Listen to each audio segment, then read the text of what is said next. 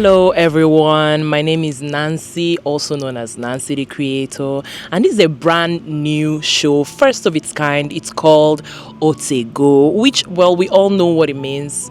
I think we know what it means. It means it's been a long time, it's been a while. And based off of the name, you can already tell that we're in for some nostalgic vibes. I'm very excited, honestly.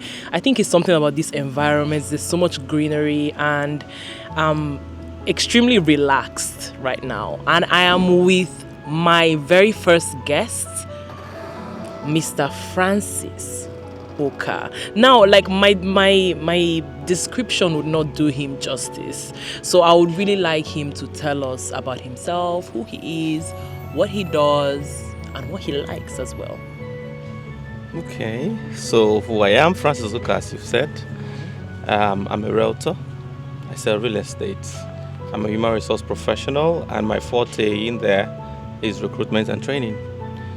I'm also a journalist by discipline. I studied mass communication in school. I'm also an employability skills coach. I'm an author, a podcaster, and a writer. Yeah. I'm also a business consultant. Do all of these things. That's a lot. That's a lot of things. I can't even lie to you. You kept going, and I was like, okay, that's a lot. And this interview for me is going to be, well, not interview. Well, this what do I call it? This mini podcast is going to be really nostalgic for me as well, because I've not seen Mr. Francis in quite a while. As someone that I've learned quite a lot from. It would be very interesting to get to know more about what his past was like or is like. So, I don't know, do you want us to dive into the questions? Are you ready? Well, definitely, yeah. All right, so we'll begin with the first question here. If you could go back in time, what's the one thing you tell your younger self to do more of or less of? Okay, let's begin with less of, right? So I noticed growing up, I used to be a very bad stammerer. I stuttered very badly. Yes, and not because of the kind of environment I grew up in. It was a ghetto kind of environment. I don't look anything like where I came from. So one of the things that was common in the place was, it was normal to mock and to taunt people based on their, any sort of disability or any sort of personal struggle that they had. Body shaming was normal. Criticizing was all those things. They were just life, right? You don't go overboard and say, oh, why body shaming me and all of that. People look you funny. Like... we do that here. What's your problem? So because of that, I got a lot of criticism, attack, because I started. So it forced me to become introverted.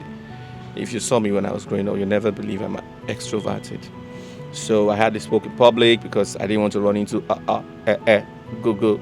Yeah, that. So even though I had a lot of things I wanted to say. So as such, I developed self-esteem problems. I wasn't assertive. I didn't believe in myself. So that's one thing I would have loved to change. The me that a lot of people saw in my university days and beyond could have started way back, right? Yeah, because by that time I'd come out of that, I'd broken out of that shell. You wouldn't even know that I used to stutter. That it was miraculously taken away. I can't remember any what do I call it now? Solution, any, formula that I made use of. I just noticed miraculously that my stuttering had left me. Oh. Yeah, I suppose God saw that most of the things I had to do with speech. I have to talk to people, right? So somehow, at some point at my adolescence, the thing just left me.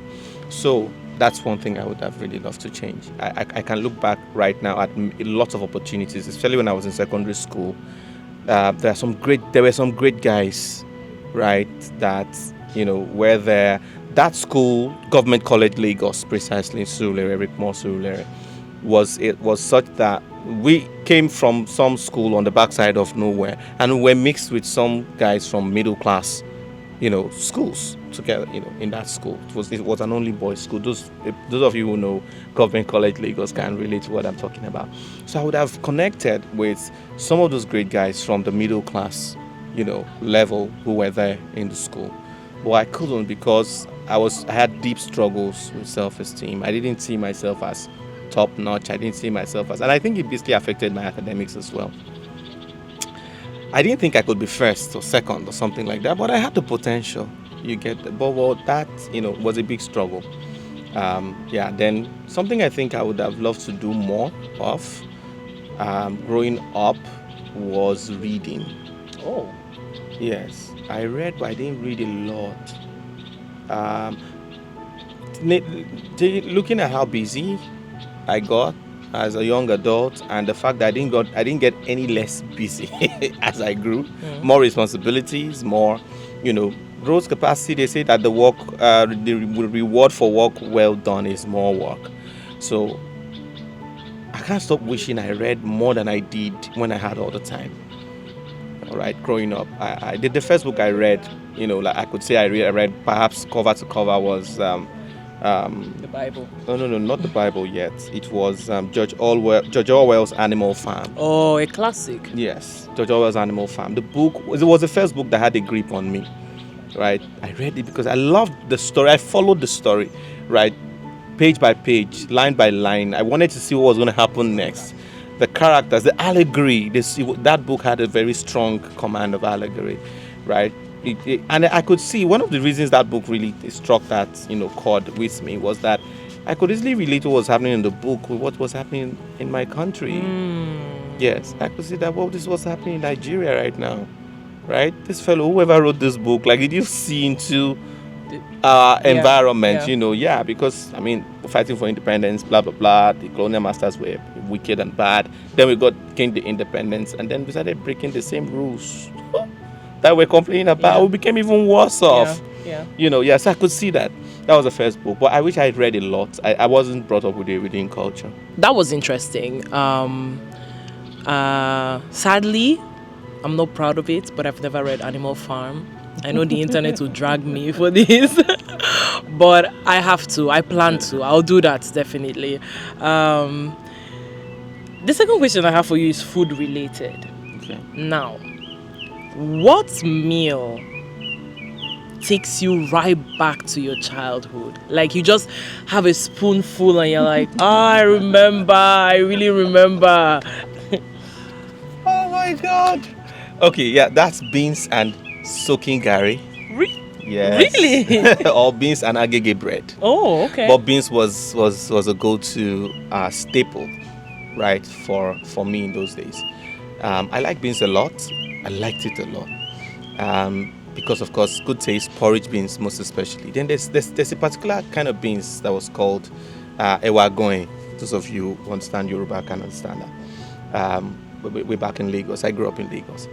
Ekwueme is some sort of mashed beans, brown beans, and then the sauce is oil, red oil with granulated pepper and some little bit of spice. Then when I was growing up, I was told that I was taught in school nutrition that beans is a great source of protein, and protein is what children need to grow. Yeah, and I didn't want to be short, right?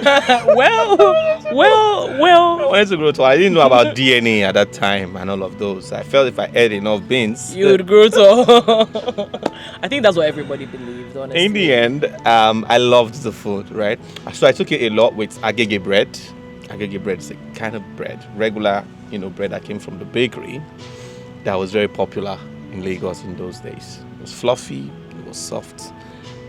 Later on, we got narratives that there was something they used to put in that bread that's not quite healthy. It's called bromate. Whoa! Yeah, so some sort of, I think it's a preservative, and then it's also, I don't know whether it adds at yeast that makes the bread to rise or something. I don't know which one of the two or the two. Yeah, but we ate that bread a lot. And then soaking gari with milk and coconuts, It was an adventure, really. Just a little bit of the beans, then the gari with all the stuff in it. You're going to be full. Like, that's 6 to 6. I actually have a question about agege bread. Yeah. Is it true that Lagosians can tell that you're not from Lagos if you pronounce it agege instead of aege? Like my GM said that a few like months ago, and Yes, I think it's quite right. If you there's a way you pronounce it, and we just know that that's a borrowed term. oh, You okay. didn't really experience agege bread, right? Agege is quite a location in Lagos. Oh, Yes, I suppose that's where the bread originated from, but it ultimately went round like sachet water. Sachet water started from somewhere. It wasn't produced everywhere the way it is right now. what was like entertainment like growing up? Like what kept you busy? Were there like shows? I don't know. Obviously there was no Netflix. So. Well, back in the day, the good old days, we had NTA Channel 10 and NTA 2 Channel 5. That does not sound interesting to me. Now, there was no television until 4 p.m. That's when the television channels. People don't realize that once upon a time, television was about 6 hours or so a day. Yes. So when they opened by 4 p.m., then they served us cartoons. Not this kind of cartoons. Watch these days. There were cartoons like Super Ted, Voltron, Mickey Mouse, Ninja Scroll. Yeah, they were legendary cartoons. You know. There's one I'm still trying to remember. Snow White. You know, that we saw those cartoons. All right, Snow White is still trending now. I mean, children of these days know what Snow White is. Yeah. Then, but then again, we had a lot of outdoors than indoors. Of course, we didn't have devices. We didn't have television to keep you busy all the time. And our time with TV was short because between 4 and 7, you watch your kiddies program and all of those. From 7, you have adult content. People wanted to watch news, wanted to watch, soap operas, and some other kind of programs that didn't interest us as children. So we did a lot of outdoors. Now, the area where I grew up had a football field. That football field was the market square of Salt. It was a public square. It was where all the Tom, Dick, and Harrys gathered. If nobody knew you in the football pitch, you weren't known at all in that environment. Wow. Yeah. So it was usually mostly the guys. We had adults, we had young adults, teenagers, and then children ultimately. So the children only had time to play when the adults were not in the field to play. I mean, the field was just one for all of us. So then there were tournaments. There were football tournaments and competitions. So we'd go to watch. All right, that was a glory square, because when those football tournaments came to an end, the two finalists and whoever won the match, all right, we'll sing Obi and go around the entire environment and all of those. It was my team that won, it was your team that won, and all of those. So we'll go around. We even used to collect money from people who loves that. Oh, it was this team that won and all of that. Just take something and all of those. Yeah, for the boys and what have you. So that was what entertainment was like then, and it was quite interesting. The ladies also used to come, and they come because of the guys. Yeah, so you understand what I mean when I say it was the village square of Salt. Yeah. Yeah, so that was basically it. Okay. Let's move on to the next thing. Okay, let's talk about music. Very, very, very interesting topic for me as a serious music lover. I'm curious to know, what were you listening to back then? Okay, so growing up, I was a very church's boy. So I listened a lot more to gospel music. But in my secondary school days, socialization, right? I started mixing with people and I began to learn that there were, secular music that was quite, nice to listen to. So I was weaned off that mindset that anything secular is not good, right? So I began to listen to lovely secular music, from Boys to Men to Westlife. Oh. Exactly, to Celine Dion. Mariah Carey, I used to like blues. We used to have old Adam Grant, that's his name, Michael Bolton, old school collections of blues. Yeah, we used to listen to those a lot. Then at the point in my teenage years, I went into a cappella. Wow. I don't even know what that is. Yes, of course I do. In fact, I had an a cappella group and we used to sing together. Really? So yeah, so we used to listen to folks like Take Six, folks like Six Blind Men of Alabama, folks like what they call those people again now. This very popular one that did In His Presence. If you just Google In His Presence, I've forgotten their name now. Yeah, so we used to score their songs because we wanted to sing some of those songs. Okay. So we used to go from, we used to get invited to go for programs and, do those songs. We used to have all night rehearsals. Wow, it wasn't a small thing. It wasn't a small thing at Yeah, all. these are the things that kept us, widely busy.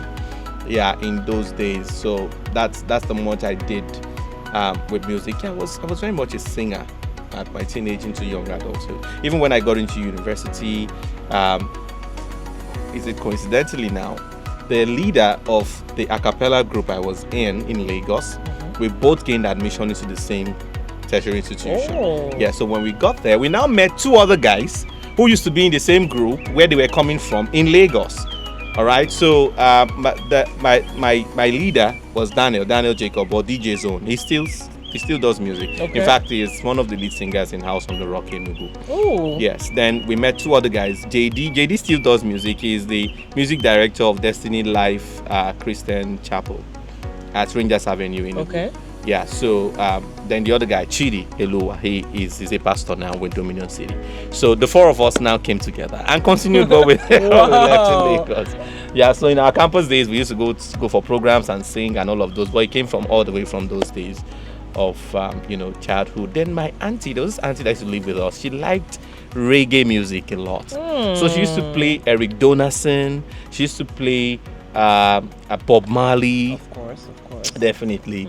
And then some other guys, I can only remember the tune, but I don't know, who sang the song, but she used to play those tunes a lot. So yeah, that was my relationship with music at the time. Okay. That's interesting. A cappella. I would have never guessed. It's time to play Link the Picture. So just what's the first, memory, the first thing that these pictures remind you of? We're going to start with this one. We'll put it on the screen for y'all to see. Oh. Okay. Any of them, right? Yeah. Okay, so two of the brands that really struck chord, Gold Sport and La Casera. Now, Gold Sport had an ad on TV that goes, Gold Spot, the lean thing, Gold Spot, the in thing, something like that. She goes crazy over my double take. He is crazy about my dizzy spin, and I go crazy just watching him, you bet. He is crazy about me. As crazy as whereabouts. Gold spot, the same thing. Gold spot, the same thing. Gold spot, gold spot. It was one of the most popular orange drinks you would find in regular functions, gatherings. If you didn't see Gold Spot, maybe an Limca, I don't know what the people, maybe that's not a regular, right? It could be some gathering holding somewhere uptown. Okay. Where the creme de la creme Wow. having a gathering. And they are not exactly, and they are not, there's not carbonated drinks or regular what you call minerals. Okay. Right there, maybe what you have is malt and upward and stuff like that. Yeah. That's what that Gold Sport drink reminds me of. We used to have plenty of weddings in church. We must see Gold Sport. Yeah, so we looked forward to the other orange drink that rivaled it was Crush. There was a drink called Crush. Oh. Exactly. I mean, Crush would have really sold a lot now because Crush means something different from what it Yeah. used to. In those days. I wonder what the ad would have looked been like like, now. yeah. Yes. Then came La Casera at some point. It was an innovative drink, so to say, like not your regular, right, mineral. Okay. And La Casera went a lot with Gala in traffic, Lagos traffic. So it was becoming the staple when it comes to drinks. But what really When happened people to were Lacasera? on the go, I don't know. I've not seen it in a while. Yeah, at the point there were some publications that were saying that the drink is too pumped up with gas, that it's not very healthy. and all of that. So all those happened. Then all of a sudden I noticed that the brand had, began to dwindle, and then all of a sudden I didn't see it in the market again. Oh. So. Even gold spots, like. Oh what no, happened to gold those spots? there are quite a number of drinks that used to be popular those days that are no longer here now. There used to be Grand Malt even. Yeah, I started seeing some Grand Malts, lately. Okay, yeah, I've been seeing Grand Malts as Yeah, well. so there used to be there are quite a lot of them, regularly. Sometimes some companies close down, they're no longer Of doing course. business and all. I think that's basically what. Sadly, I would have liked to have some gold spots. It actually looks like it would taste exactly like Mirinda Something or like that. Fanta, but it's all right. This is the next picture.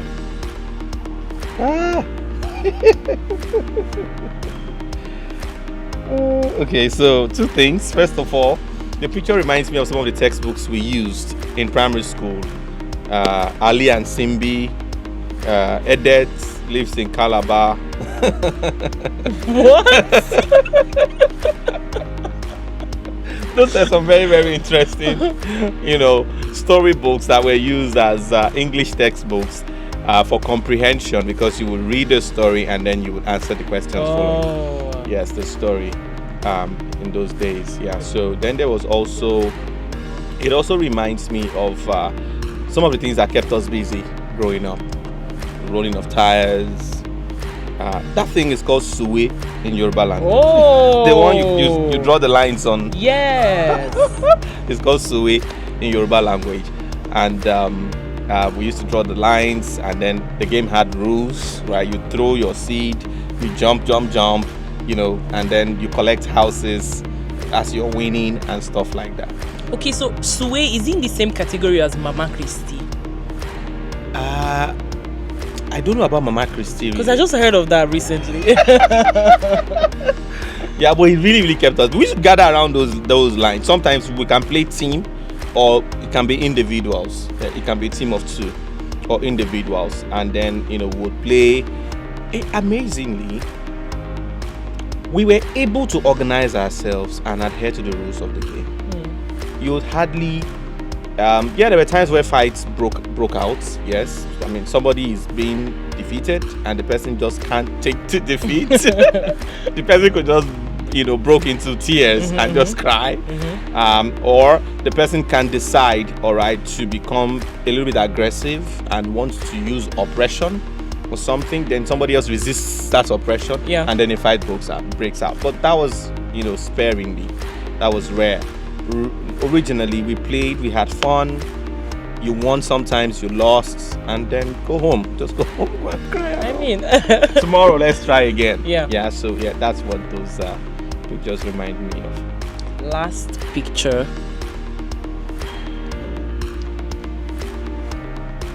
Oh wow. Okay, when the telecom sector was launched, if I put it that way, telecoms is where we have it right now. When Ekwueme was the first company at that time, I can't remember. Okay. Then later came MTN, then later came Glo. So that was MTN card. It was called scratch card. That when you want to load airtime, these days you can just dial a code on your phone. Yes. And you have airtime. Yes. In those days, you must find somebody who has that card.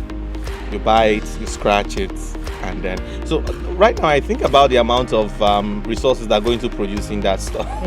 Actually, and I think money, I did man. meet this. I remember the whole scratch card thing, but it disappeared and got replaced by your regular small strips. Then even now, those papers, people don't even want to look for papers and start dialing codes right now. They just dial a short code on their phones, and then I can't remember ever. When was the last time I ever dialed a code on my phone? I mean, to recharge. I personally just use my app, my bank app, comfortably. I just use the star 3 something, and then I have airtime on my phone.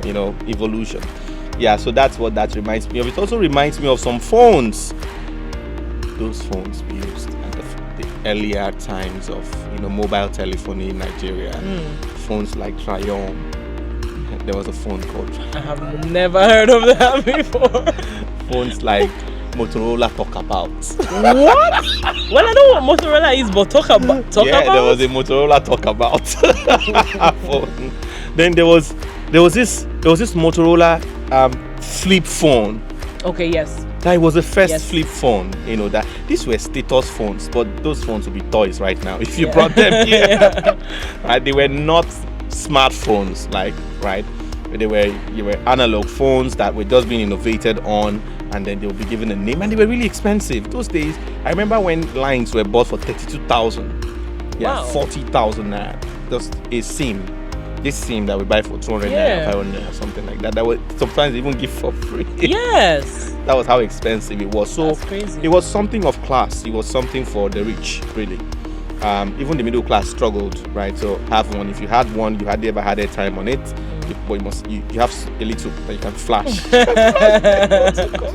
Yeah. All right, then we got into the era of the Nokia. Nokia invaded the market with its series of phones. Then the most popular was the 3310, that rugged 3310 phone.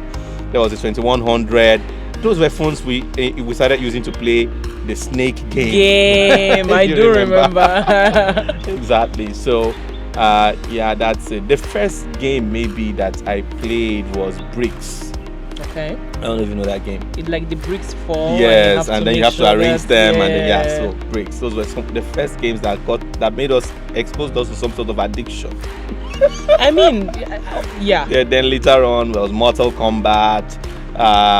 Then there's one that's carries. I'm trying to remember the name now. Then we used to go to game houses to pay to play those games. All right. There was Mortal Kombat. There's this other one that is also combat. Prince of Persia. Then there's another one where Liu Kang was one of the characters. I'm trying to remember. I can't remember the name anymore. Yeah, so we choose characters, we fight, and then we do finishing. Of course, finish him. Yeah. All right, that was quite interesting, quite enlightening. I feel, first of all, I really like to encourage everybody that is watching to like, comment, share to your friends, because we hope to do so many more episodes of Otego, and we need as many likes and as many comments as possible. There's It's something very more. encouraging. There's something more that I need to throw in. About the time I was going to leave secondary school, two things happened, and this is speaking to exposure, right? I noticed that one of the major differences between us and a lot of young people, children these days, is lack of exposure. The world has changed. Parents are more security conscious. It's not normal to just go and just stroll, go out and come back like that. So it means that parents need to be more intentional about exposure. So there's a friend of mine, Emeka was his name. He had another brother who was into cricket.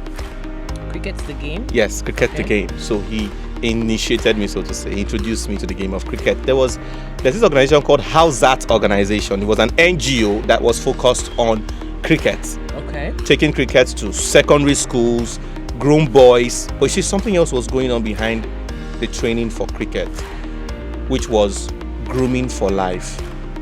Those coaches of ours were actually, helping us in the transition from boyhood to manhood. Okay. They taught us a lot. They used to tell us cricket is life, that the rules of cricket are actually the rules of life. Patience, endurance, That's deep. fortitude, determination to win, right? How you manage failure when you're not winning and what have you, So, and it turned out that I introduced cricket to my school. So after I attended, after I started playing cricket and all of that, so I helped to get them to come to my school. Yes, and introduced the cricket there. We used to have clinic, like usually long back, right? We went for what do you call boot camp now, right? Okay. That wasn't the word.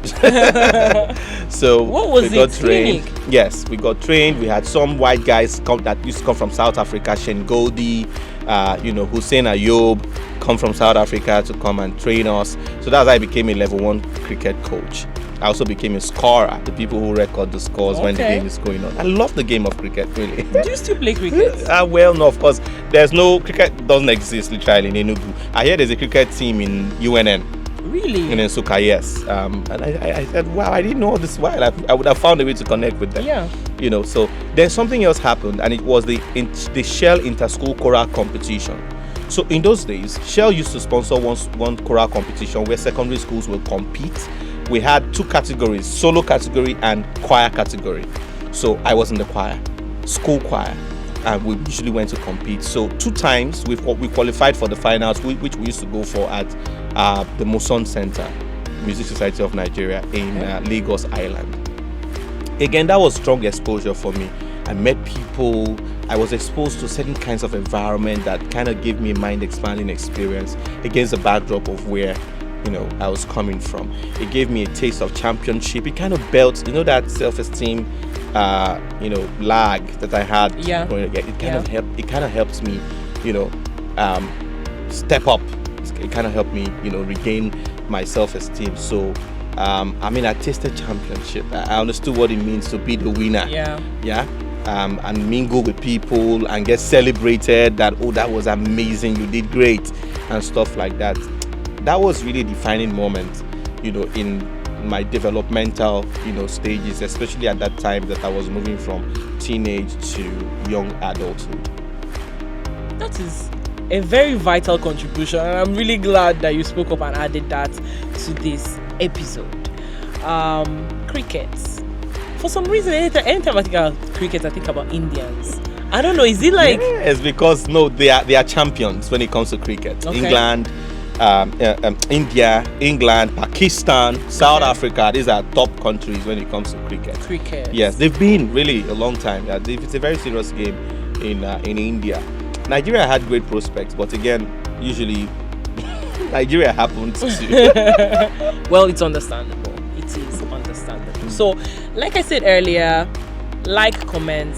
If you're not subscribed to the Afia TV YouTube channel, there's a huge problem. You need to subscribe. We have lovely content coming up, and lovely content that is already on the channel itself.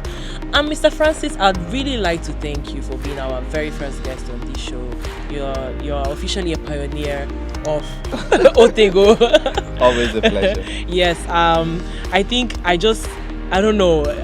Whoever is going to be our next guest has a lot to, to work on, because you gave us such an interesting blend of answers, and we got to get such a beautiful dive into your past, your childhood, and all of that. So thank you so much once more. We would like to have you again on our other shows, hopefully, if you let us. My pleasure. Thank you for your time. So guys, it's still your host, Nancy, the creator, aka Media Godmother. Please make sure that you're following Mr. Francis' socials as well, not just Afia TV. At Uka Francis. Yes, at Uka Francis across all platforms. Yes, and Afia TV official across all platforms as well. And if you'd be so kind to follow me as well, Nancy the creator, across all platforms. Do have a lovely day, and remember, no, I don't really have any other thing to say. Thank you.